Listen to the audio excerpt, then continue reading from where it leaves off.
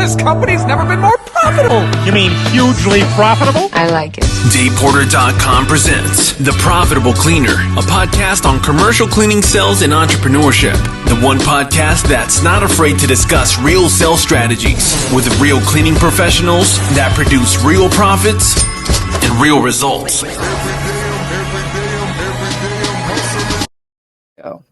All right, what's up, everybody? Welcome to The Profitable Cleaner. Today is a special show. We've been trying to schedule this guest for a while, and she is just awesome. She's been a supporter of everything that we've done since we've met her, and she knows she can count on us. Welcome, Diana, Betancourth, CEO, co-founder of Babco Services. Welcome to the podcast. Thank you. Thank you for having me.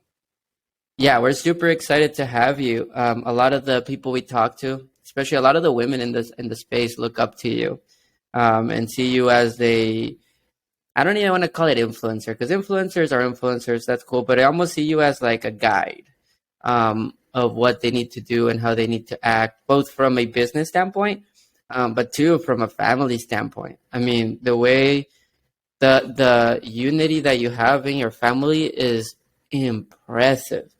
I believe your daughter's also like a entrepreneur, right? Doesn't she have like a jewelry store? She is. She started during COVID with sweatshirts and tie-dye when she was 15, and then she moved to jewelry, and everything is online. So you should totally send us the link. We should totally plug it on the podcast, see if we could get her some sales. Definitely. That would be yeah. Definitely. But Diana, for those that don't know you, tell us a little bit about you, a little bit about Babco, anything you want people to know. This is like your moment to brag about yourself. I don't think there's anything to brag, but I'm 42. I started the business with my partner when I was 19. I'm a mom of two. My daughter is 17 and my son is 15. They're awesome kids. What else? I love dogs. I love rescuing dogs. I have 3 dogs right now. I love traveling. I also very passionate about helping others and growing and learning from others and just not getting stuck. I like to think of myself as a very positive person. There's really no problems, but situations, and just push my team to shine. I know that no one is perfect, and I love to see them grow, like people that started cleaning are now supervisors, and just investing in them makes the company what it is. So it's very a challenge and a social responsibility also. So it's very cool. I love my job. I love working in Babco. I love what I do.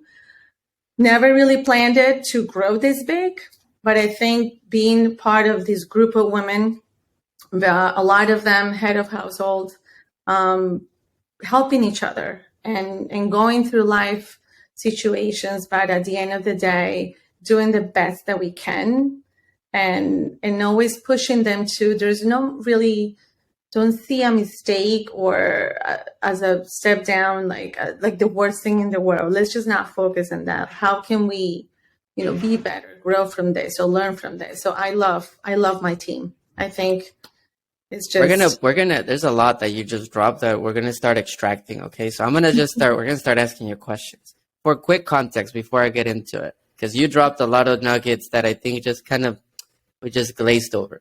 How big is Babco now as far as employees go? Just so people that are hearing this don't think like, well, she has 10 employees. She just seems positive right now. How big is Babco right now? So between like the subs that we have, the smaller companies, and everybody that is part of Babco, it's about 500. Okay. Well above like I think like 90% of companies, 80% of like it's really impressive. You said something that stuck to me. One, there's no such thing as problems, only situations. That alone can be the whole podcast. That's like that alone right there. So let me ask you, when did you realize that there's no such thing as problems, but there's only situations? Or where did you learn that from? So I think probably it's been a year and a half for me that there's really no problems. Like I said, it's always something that can be fixed. right? Always have that trust that everything is going to solve on its own.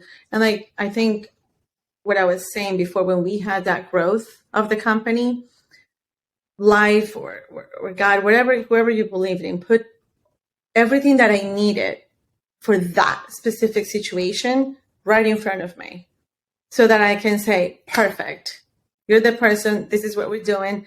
And it just worked out. Everything at the end is going to work out. So when I was in my 20s and I had the company and I had audits from the Department of Labor or any type of audits, and because I made a lot of mistakes as an entrepreneur, we all do. I used to, like, my face used to get numb of how stressed I used to get. And like being so inside like a bottle and like closed and like my mind couldn't like be more stressed because I was already so stressed. Like it was like the top of the stress situation. And now every time I see someone that is so stressed, I always tell them like what's the end of, like, we have an audit. Yes, it's going to resolve itself. We're going to, if we made a mistake, we pay for it. Like, that's it. Like, it's at the end of the day, it's going to be fine. Like, nothing. I think it comes with experience and age. The older you get and the more, I guess, ups and downs you had in your life and more things that life throws at you, the stronger you get to deal with those situations. So for like younger entrepreneurs, might feel like they're like, I can't do this anymore. I'm like, I don't know how else to do it. It's always going to work out itself. And that's how I feel now. I'm sure James has questions, so I'm gonna give James the floor because I'll steal it. I will keep asking questions. I love that though. It's so true. I do too. And I think it's critical for a company of your size to view it not as problems, but as situations. And you're talking and I'm thinking like, okay, Angel and I think we have problems. Actually, we just have situations. So that's good for us to learn. So I was moved by your story when we heard you speak at Cleaning and Cocktails last year, Diana. And it's really like there's a lot of great stories in janitorial. Everyone has a phenomenal story. But your guys' presentation moved me. And I remember you saying that you were learning English, you were starting this cleaning company, and you were figuring it out. But there was two things that stuck with me, and I kind of want to backtrack. I want to go back to the early days of Babco, of when you were 19, learning English and growing that company. But the two things that stuck with me is I believe Babco still works with some of your employees that you had back in 2001 today. I think that's phenomenal. Like, I don't know how many companies could say that. And your first ever client, or one of your first clients, is still a client of yours. And so just talk to us about those early days. Oh my God. So I used to work as a phlebotomist at a cardiologist's office at 19. And I thought that was the job for a teenager who didn't speak English, came from another country to get that job. Like, I was like living the life. Like, I thought I had it really well. Then my husband back then will say like, why don't you start cleaning? And I will be like, oh my God, like, I don't know if I can do this.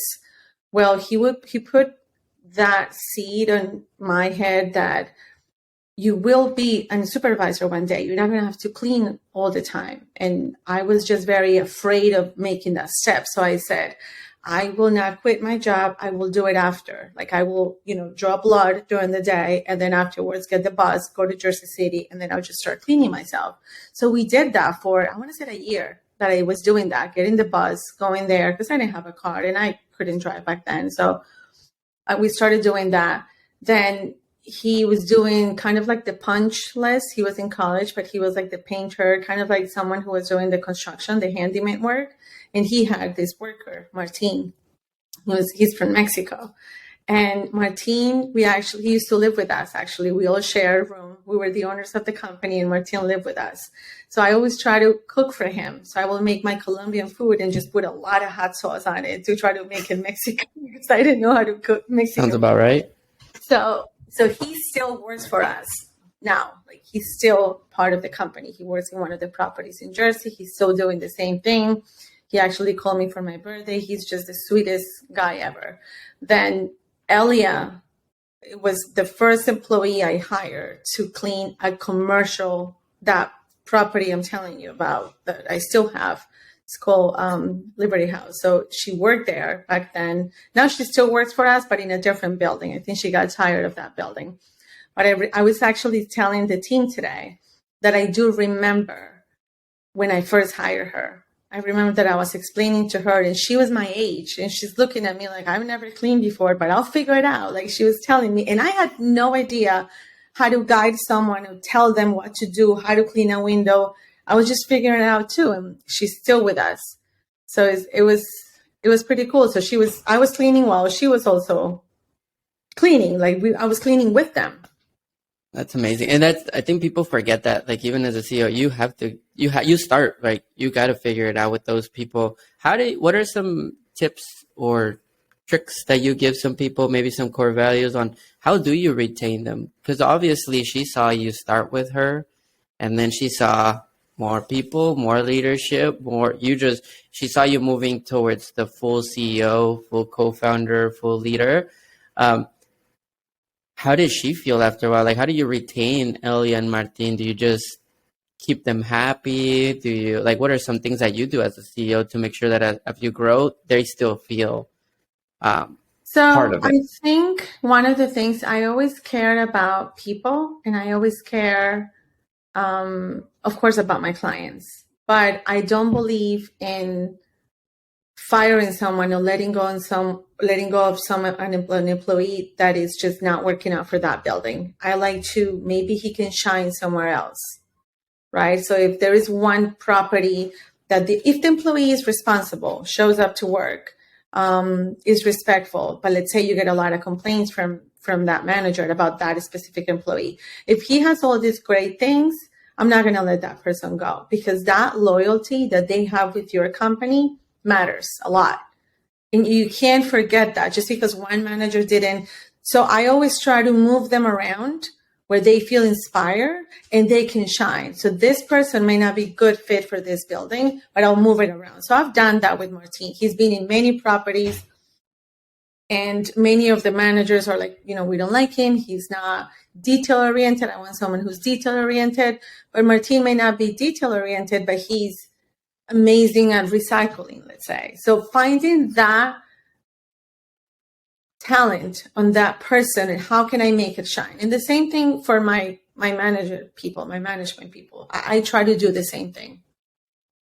Real quick before I forget, is the how to make it shine, are you saying that on purpose? Or the reason I ask is I could totally see like Diana doing a keynote speaker on how to make it shine, because it's like cleaning, shining, and then people. Anyways, you keep saying the words how to make them shine instead of not, but it's not in cleaning concept. I just think it's really interesting. You keep saying that. I always say that to them when they say like, oh, this person is not working out here. Like they were supervisors and they're not great at supervising. I always say to them, you're not going to have Lego blocks here. They're not going to be perfectly the same supervisor. I said, what are the main cores of the company or values? This, and this. If these are my values, this is the most important thing.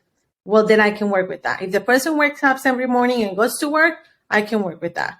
If he's amazing with property managers and in sales and he talks to everybody, he's amazing, but he's not that great at quality control because the elevators are dirty. Well, you as the team leader, you have to be able to work with that, right? Like, you know what? I know that that's not his strength. So let me just go and walk that. So you have to be, and I always say this to my team, you have to be such a good manager. Managers don't just manage easy people. You have to be able to manage everybody, right? Like that's a good manager. Difficult people, people that don't talk too much, people that talk a lot. As long as you have those, what's important for you is responsible, is loyal to the company, respects you, is respectful, then everything else will just fall into place. That alone right there was a line right there. Like if they fit my core values, then the rest I can do. I think a lot of people, if they can't do the job, they automatically give up on the person. But you guys are so laser focused on, your core values and everybody in there lives by them. I think that's really impressive. I know I've fired people before because they don't do the job, and I know that for a fact. But when you shift it that way, I wonder, did they show up on time? Did they have our core values that we have?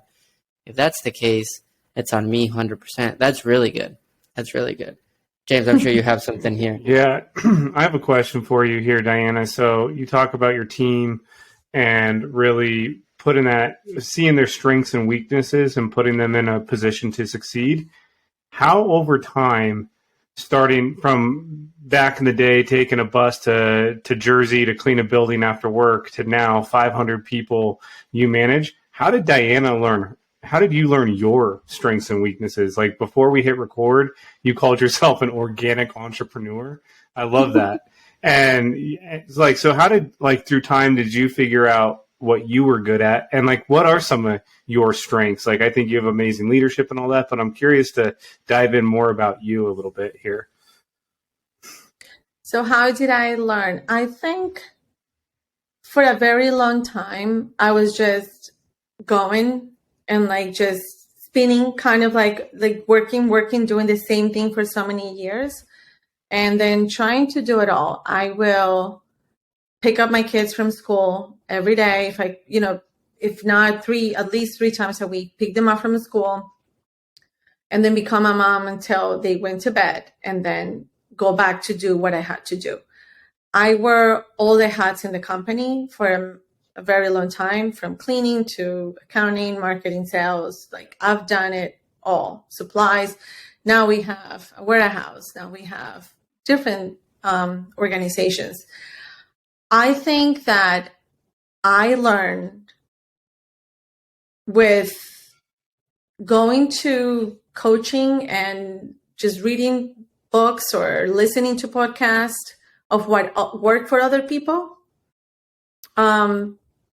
I started going to this, reading a lot about Tony Robbins, and then went to one of his, and I think it really hit me. I never stop and appreciate me, like what I've done, right? I've never did. And that changed when I started appreciating what I've done, what I see in my team, and just seeing me, like, okay, you did that, great. Like, not being cocky, like, I don't mean it that way, but appreciating what I've done all these years, because I never did before. I think self-esteem is very important, but in a level, like, you got to level it. You can't just feel like the big CEO, but you do have to feel confident enough that you care about your people, and you're leading them in the best direction that you can, right? That you're teaching them something good.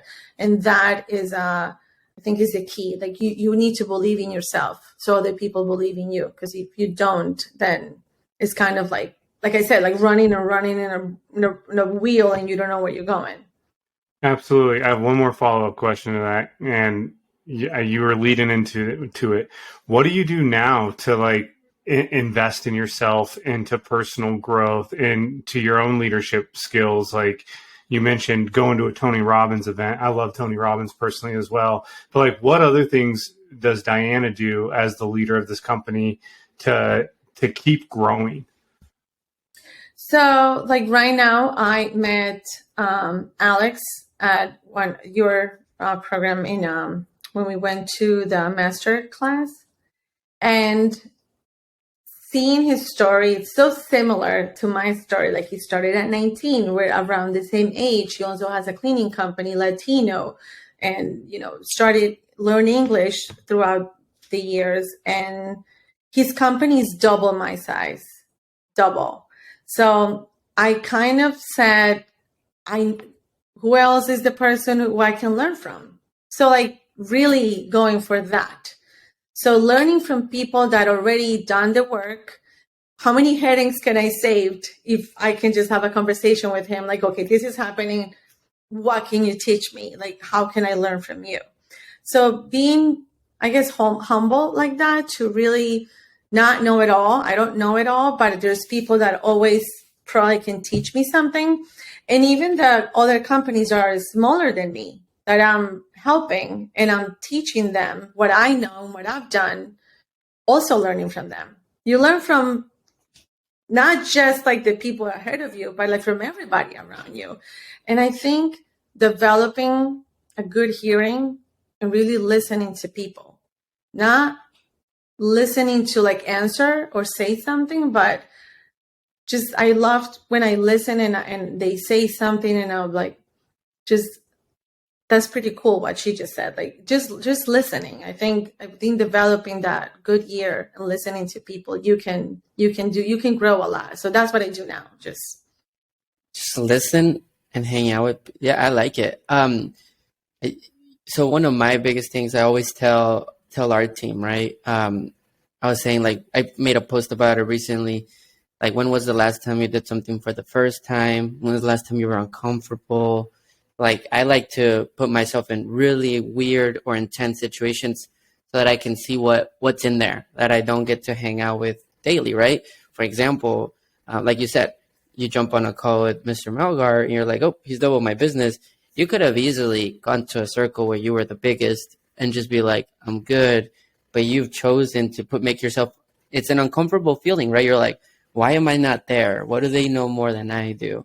So my question is to people is, was there a moment where you didn't put yourself in those situations and then eventually you're like, wait, I need to go learn from the best? Or when did you make that decision to always put yourself first, like really put Diana first, so to see what she's made of? When was that decision? Or if there's anything you can remember on that?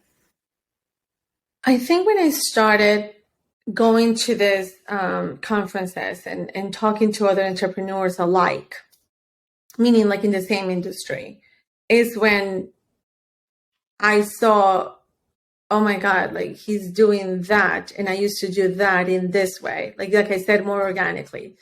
And that, because there was no really basis. Like when I first met Daniela, I was doing a kind of like a coaching thing when I met her. It's called in and out. So you go in one way and you come out a different person. That's basically what it was. So what a name. I know, it's pretty cool. So I did that and it was like a 3-day, a whole weekend. And then I met her.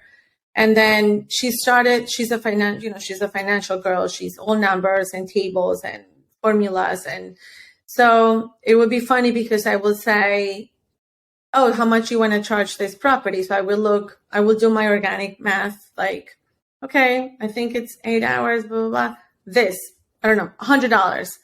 And she will be like, on her table with all her stuff, she will be like 102. And we will compare our answers. So she would base it on all the average numbers, financial, but not everybody can do, like, my numbers and my calculations came from experience, right? So I will just say, like, I think it's $100. And she'll be like, it was 102. So we were very similar. But then I started seeing how, instead of seeing, let's say, Daniela as a threat, because she knew more than me on that level, right? I saw her as a strength to really get the company to another level. Because I didn't have time to be in all those properties, all those leads, trying to come up with a price in my brain, right? So not seeing her as a threat, like I said, but let's just join forces, like my expertise with your expertise, our talent with the amazing team. That's what I always tell her. I said, we're an amazing team. Like we are.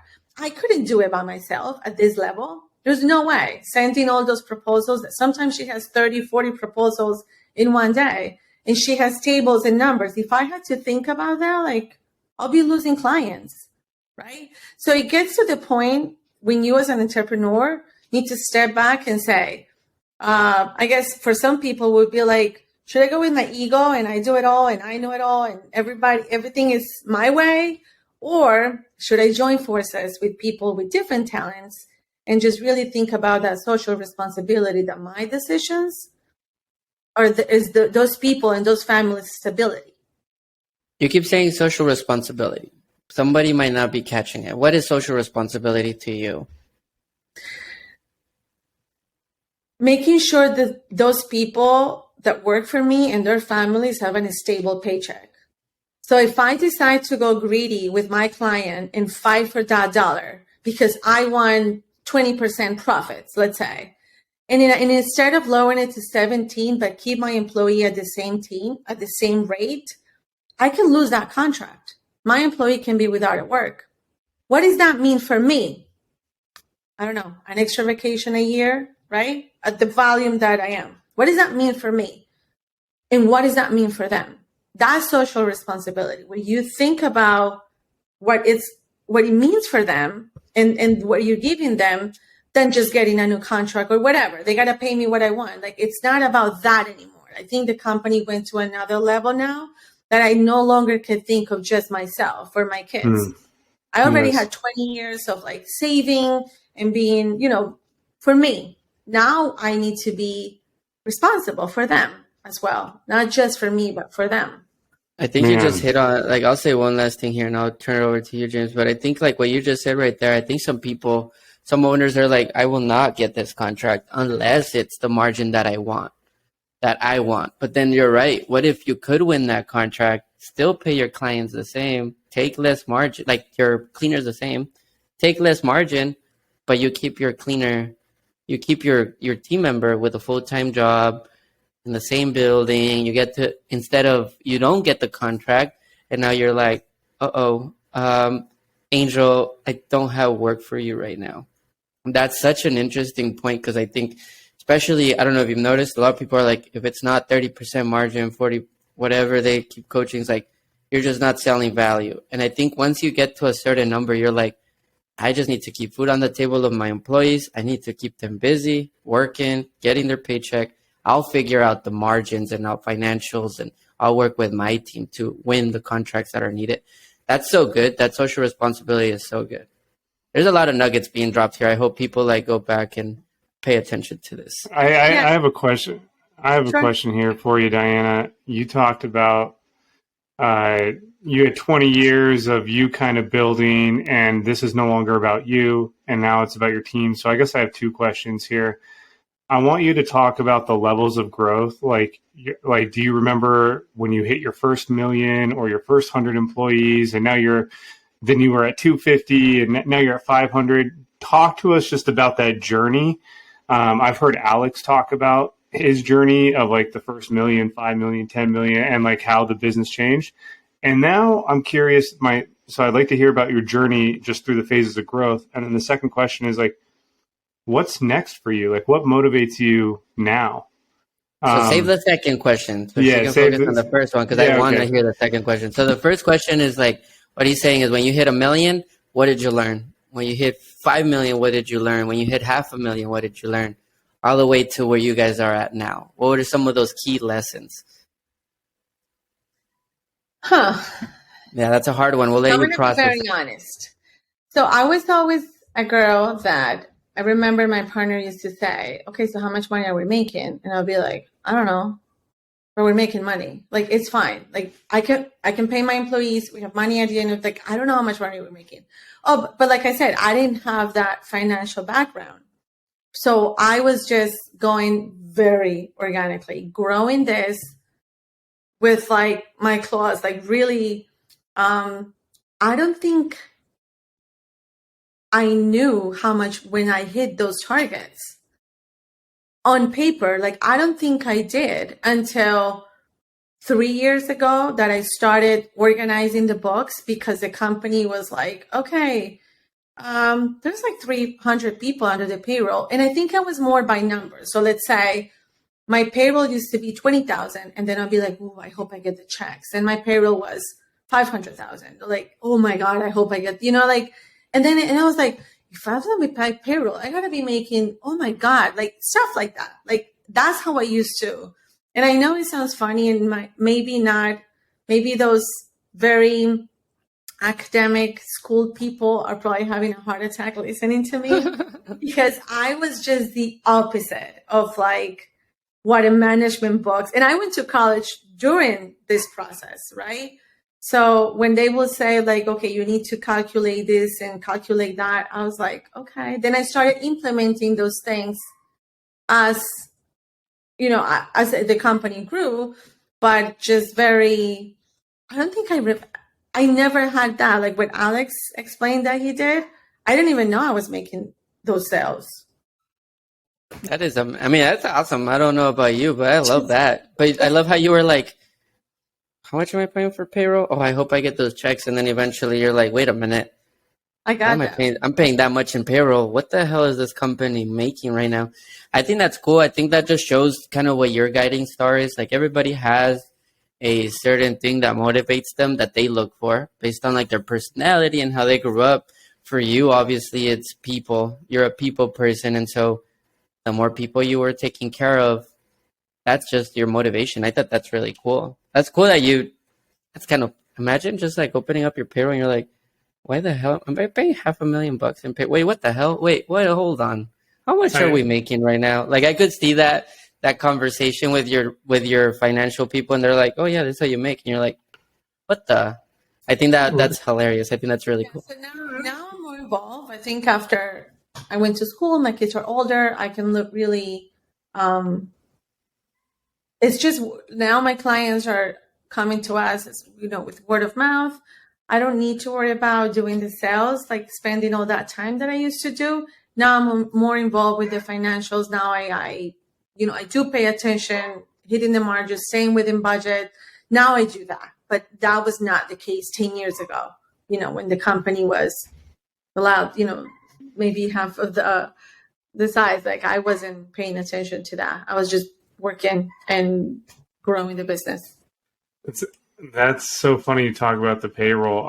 We just had one of our clients, much smaller than you, but has an awesome company, and he was like, "Man, my payroll like every 2 weeks is 120 grand." And I remember when I was making 120 grand as a company, and now my payroll is 120 grand. And he's like, "It's just a different level." So what's next? So what's next for you, Diana? Like, and Babco, and like, what's your motivation now? So now I'm working on structuring the company. We're setting up the different areas of like human resources and personal development team, and setting up my warehouse, which is something new for our company. It's only been running for 2 years. And that we're running a warehouse is like running a whole different business that I never had. So I always thought, and my plan of life was to retire around 45, which I don't think is going to happen because my daughter is an entrepreneur and she loves the business. So she probably is going to join us in a few years after she goes to college and gets a job somewhere else. And then she can, come to work at the company. So I think where my focus right now is structuring the company as a large company instead of what used to be. So I'm right now just focusing on putting all those departments in place where I can just relax maybe in 10 years. And right now it's a lot of work because we really don't have that set structure. Like, okay, this is this department. I think everybody right now is doing a lot and just organizing the company in a way where my daughter can take over and really push to another level. Like what's that name of that company from Canada? I think it's called First Service. It's the largest janitorial and is a public company. Like you never know where you can take. There's so much in our industry. There's airports, there's clubs, country clubs, there's malls, there's so much that we can go after that I think with the right structure, my daughter will be able to just, take it to another level. I love that you're building. So the next step is building it to be a big corporation that your daughter can take over. I love that. I bet that's gonna hold me feeling in those values. When you say big corporation, it scares me. Like I don't want it to be like that title. More like family owned, just of course. In the legal form, it'll be a corp, but in the culture form, it'll be a family. I agree. I have 2 questions for you. These are completely irrelevant. Like I'm gonna be over here, have nothing to do with what we're talking about. Actually, it is. You said your daughter wants to take over. I've had a lot of conversations where people are like, "Ay, es que mi hijo dice que soy las que limpia." Basically, what that means, James, is like, "Oh, my daughter and my son just say that I'm the one that cleans and they don't want to take over that. How does your daughter see what you do, and how do you position what you do to your daughter? I think she sees me. I think kids and everybody, even my employees, I feel like I think of them as my kids as well. And people and employees learn by example, right? So that's how I've seen. I never taught her you have to be an entrepreneur. You're going to have to take the business over. This is what you're going to do. Not once. I always remember telling her, like, you just have to go to college and then figure it out your life. That's it. But I think that because she's seen me work the way I do, and I pretty much do everything on the phone, telling my team, like guiding them or inspiring them on what to do. This is how she became interesting. She's the one who told me. I was thinking about selling the business and retiring at 45. But when she said that she loves what I do, that she loves that, I was like, okay, then I guess I can sell it and I can retire. This is like a legacy now, not because I wanted to. Damn, that was. It's by example. I love that. I'm telling you, people better put this on repeat. It's not because I wanted to, it's because she wanted to. So now I went from retiring to legacy. And that just shows your selflessness, which I love.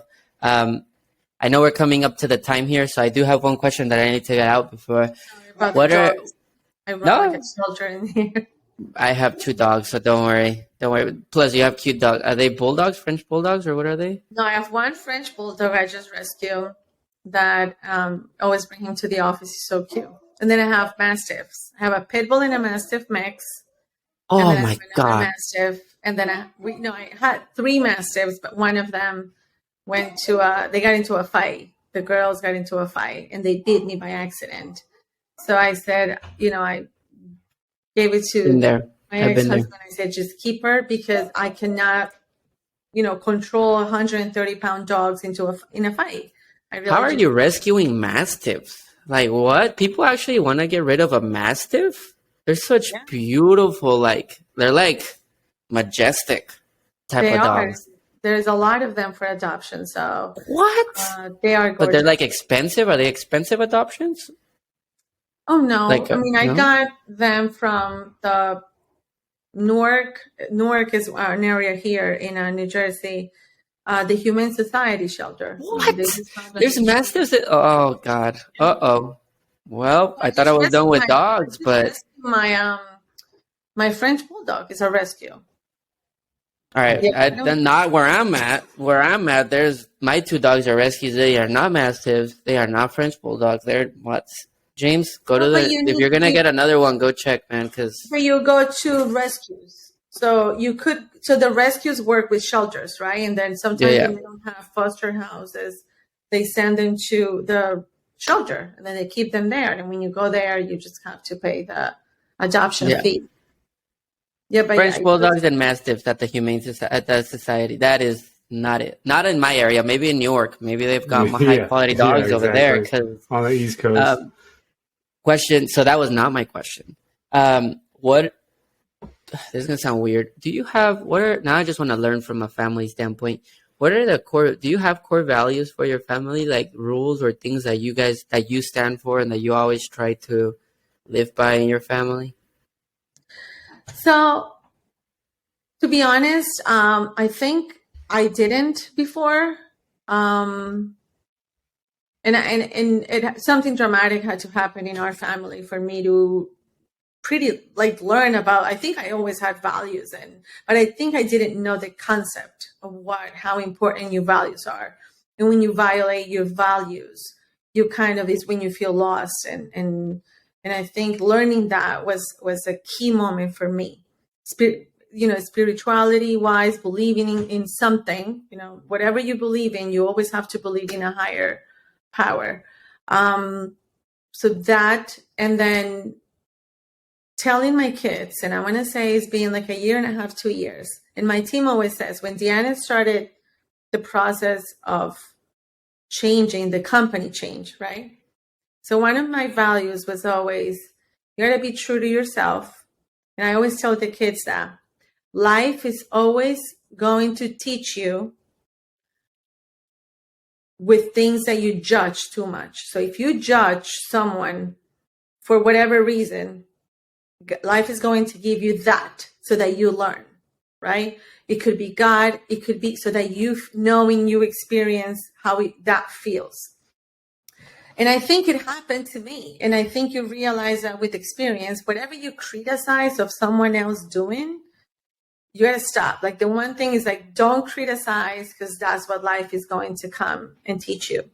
And I think that was very powerful for my kids, because it kind of makes you stop and say, like, I don't know, it goes by in bullying, in work, and your relationships. If you criticize the neighbors next door with their wife, whatever reason it is, it's kind of like the same thing as karma. What comes around, it's the same thing. It's the same concept. It's just like different words. It's just going to come back to you. And that's how you're going to learn, by being in those people's shoes. So I do something like that in the business too, whereas en los zapatos de. So if we're going to make decisions that affect the cleaners, so me and Daniela and all of us, we go and clean an apartment before we make those changes. Because you can't, as a CEO, sit in a chair and say, I want that cleaner to get out of that kitchen in 2 hours. Like, how? You have to go and do it yourself so that you know what they're going through, to make those decisions and really be confident and say, I know you can do it in an hour, or you know you can do it in 2 hours, or if there's another level of how dirty it is, but you got to understand with facts, like experience it. And I love doing that exercise. And I always tell my kids that I think loyalty with yourself and with your team, just being very loyal, true to yourself, and always tell the truth, because lies come out always. Like a liar will. So I always tell that to my kids, and I think those values, like really know your values, is the key for you to be happy, right? And not be depressed, and not be like, understand that concept is like very important to me. So it's been 2 years of like learning about values. I love that. That's amazing. That's absolutely amazing. I only have one last question for you here, Diana, and I can't thank you enough for your time today. 100%. What advice, guidance, insight would you give to someone that's not where you're at, but they're coming up, right, in this industry? They have a growing company. It doesn't even matter the level. Maybe they're 5 years into it. Maybe they're 6 years into it, and they're starting to really experience that growth. Like, what would be your guidance or your advice to that cleaning entrepreneur? So I think one of the main things for me when I was growing was that sometimes I didn't have enough money for the payroll, right? It was like the one thing that I was.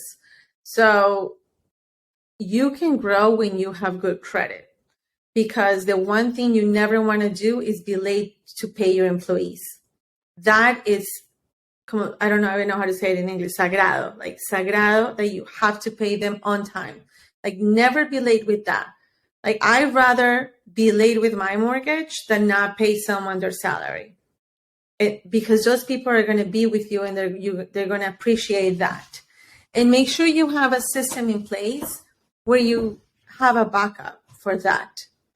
Because when growth comes, if you're not ready with credit to support that payroll growth, what's the point? You can be a great salesperson, but if you can't back it up, if you're not organized, then you can't grow. Because those employees are going to go tell the client that you're not paying them on time, and then you're done. That was, believe it or not, those are, I'm telling you, I don't think it's cool. I love hearing you speak, Diana, because I don't think you realize how much value and how many nuggets you bring to the table, because you're so humble, which is awesome. It's appreciative. But like, if you got to the end of this podcast, go back, listen to it. And like, I took a bunch of notes already, because it's a lot of little things. Like, I've never heard somebody say, don't mess up your credit. As dumb as that, like as simple as that sounds, it's like, don't mess up your credit. Always have a backup plan to make sure you can cover labor so that you can keep growing. It's little things like that. It's the core values. Yeah, I love it. Let me ask you a question, Diana. How can we support you? Anybody listening? Is there anything that you're trying to accomplish now or that you need so that we can get both us and our listeners on your side and help you achieve X? Is it to buy like a bunch of jewelry from your daughter so that has she ever had like a day where she sells thousands of dollars? Has she not? Like, how can we support you as a thank you of even being a guest? Oh, thank you. I don't know. There's so many to support me. I feel like, I love what you guys do, and I love to hear for like women that are in need of someone guiding them. So if there's anybody that you guys want to send my way, that want to have like a one-on-one meeting, I love being able to help someone and teaching them about the business. And like I said in the last meeting, my goal will be to be able to provide like a good quality health insurance for my team. And I feel like that's the one thing that I haven't been able to master yet. And it's just always great to learn. I find it because it's different states. I haven't found one company that can kind of like centralize everything. It's kind of like so difficult. And I haven't seen like an easy way to do that. So that if somebody's listening that that's their forte, then I will love to be able to that. And I guess that's it. I mean, my daughter is she does a lot of shows, so she's got to figure it out. Good. She doesn't Good. know. Well, you know that if she ever needs to have like a marketing session or anything like that, we play a lot in e-commerce. Like we have a lot of contacts in that space. So just let us know how we can ever help. Thank you. But insurance across multiple states that can cover your employees' health insurance. All right, time to go hunt. We will find that for you. Her page is in Instagram is Isabella's Jewels. I think it's Isabella's Jewels, like that. Yeah. So we'll find her page. Send us her website. We'll link everything below. Obviously, we'll put your LinkedIn on there and Babco services just for people to check out. Actually, last thing, I just got to give a shout out to you guys. You guys have like one of the best cleaning websites I've ever seen. Like you can tell you guys took time to invest in your brand, and it just like it really shows, I think, your company culture and the people. So kudos to you guys for just like really investing in your brand. Thank you so much. I agree. It's a great website. I love that website. It was so awesome talking to you guys. It's like a boost of self-esteem you guys give. Hey, we allow people the opportunity to, like you said, learn to appreciate themselves. If there's a reason we have you as a guest, we appreciate all the knowledge that you bring, and it's cool if we can leverage this platform for you to realize how much of a badass you are. Then hell yeah, eat that self-esteem. I love it. Well, thanks so much, Diana. It's been a pleasure, and we can't wait to have you on another time or have you at our event. Thank you so much. Bye. Thank you.